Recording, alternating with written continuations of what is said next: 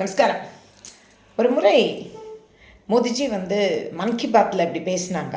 Khadi for nation, khadi for fashion, khadi for transformation அப்படின்னு.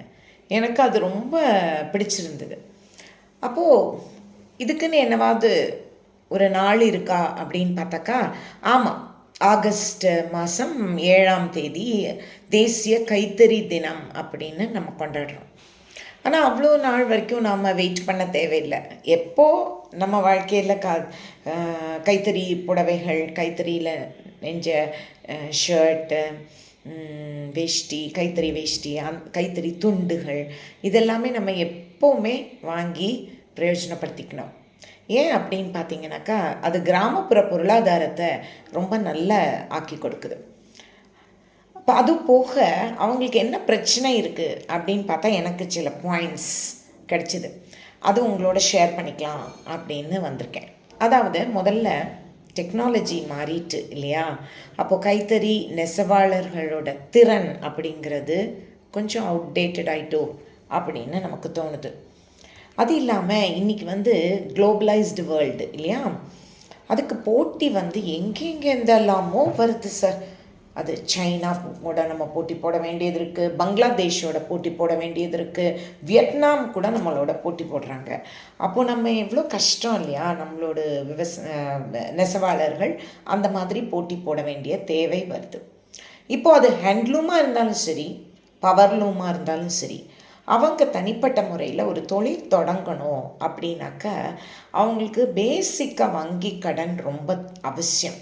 அது கிடைக்கிறதுக்கு அரசாங்கம் மாத்திரம் இல்லை, வங்கிகள் மாத்திரம் இல்லை, இப்படி கம்பு சுற்றிட்டுருக்காங்கல்ல கட்சிக்காரங்கள்லாம், அவங்க எல்லாரும் அந்த மாதிரி இணையதளத்தில் கம்பு சுற்றுறதை விட்டுட்டு இந்த மாதிரி உருப்படியான சேவைகளை செய்யணும்னு நான் ரொம்ப சிரம் தாழ்த்தி வேண்டி கேட்டுக்கிறேன். இப்போது இந்த மாதிரி கடன் உதவி மாத்திரம் இல்லை, மற்றபடியான சப்போர்ட்டுகளும் அவங்களுக்கு தேவையாக இருக்குது. ஏன்னா அவங்க பெரிய கார்ப்பரேட்ஸோட போட்டி போட வேண்டியது இருக்குது. அப்போது அவங்களுக்கு ஸ்கில்ஸ் ரொம்ப அவசியம் தேவை, மேன் பவர் ஸ்கில்ஸ். இது எம்எஸ்எம்இ கிளஸ்டர்ஸ் அப்படின்னு சொல்லிட்டு இருக்குது. அவங்களோட சேர்ந்து இவங்க சேர்ந்துக்கலாம். அந்த மாதிரி பண்ணும்போது எம்எஸ்எம்இ இவங்களுக்கு வங்கி சேவைகளை பெற்றுத்தருவதில் அவசியம் மிக முக்கியமாக கவனம் செலுத்த வேண்டி இருக்குது. அப்புறம் பவர் செக்டார், நம்ம இஷ்டத்துக்கு அரசியலுக்காக வேண்டி நாம் என்ன பண்ணியிருக்கோம் அப்படின்னாக்கா, இஷ்டம் போல் நாம் அத்தனை யூனிட் ஃப்ரீ, இத்தனை யூனிட் ஃப்ரீ அப்படின்னு சொல்லி எலெக்ஷன் வரும்போதெல்லாம், ஆனால் உண்மையிலேயே இவங்களுக்கு தான் எலக்ட்ரிசிட்டி நீங்கள் ஃப்ரீயாக கொடுக்கணும். அவ்வளோ பரிதாபமான ஒரு சூழ்நிலையில் நாம் அவங்கள வச்சுருக்கோம். ஸோ நாம் நம்மளோட இப்போ நியாயமாக நம்மளால் கட்ட முடியும் அப்படின்னு சொன்னாக்கா நாமளே முன் அதை ஃபோர்கோ பண்ணிடுவோம், ஃப்ரீ எலக்ட்ரிசிட்டியை.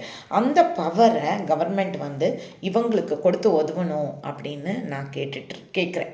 அப்புறம் லாஜிஸ்டிக்ஸ்லேயும் ப்ராப்ளம் இருக்கிறது எனக்கு புரிஞ்சுது. அதாவது இப்போ மூலப்பொருட்களை ஒரு இடத்துலேருந்து ஒரு இடம் அவங்க தருவிக்க வேண்டியிருக்கு. அப்புறம் இவங்க தறி போட்டு எல்லாமே சரி பண்ண பிறகு அந்த ஃபினிஷ்டு ப்ராடக்டை அவங்க வேறு ஒரு இடத்துக்கு அவங்க கொண்டு சேர்க்க வேண்டியது இருக்குது. அது அவங்களுக்கு கஷ்டமாக தான் இருக்குது. இதுக்கு நம்ம எப்படி பொறுப்பேற்பாங்க அப்படின்னு எனக்கு தெரியல. இதுக்கு தாண்டி பவர்லூம்ஸ் பார்த்திங்கனாக்கா, ஆட்டோமேஷன் பவர்லூமில் மாத்திரம்தான் வந்திருக்குன்னு நான் சொல்ல மாட்டேன். இப்போது ஜரியெல்லாம் போடுறாங்க, அதுக்கப்புறம் எம்ப்ராய்டரி ஒர்க் பண்ணுறாங்க, அது எல்லாமே இன்றைக்கி ஆட்டோமேட் ஆயிடுச்சு. அப்போ அந்த சவால்களையும் அவங்க எதிர்கொள்கிறதுக்கு நாம் எப்படியாவது ஏதாவது ஒரு வகையில், அதாவது அவங்கள மனசாலையாவது அதை தயார்படுத்தி அவங்களுக்கு அது சூசைட் வரைக்கும் போகாமல் அவங்களுக்கு அந்த சவால்களை எதிர்கொள்கிறதுக்கு உதவியாக இருக்கணும். என்னோடய வீடியோ உங்களுக்கு தெரிஞ்ச ஏதாவது ஒரு நெசவாளருக்கு இந்த வீடியோவை அனுப்பி கொடுக்கணும்னு நான் கேட்குறேன். நன்றி, வணக்கம்.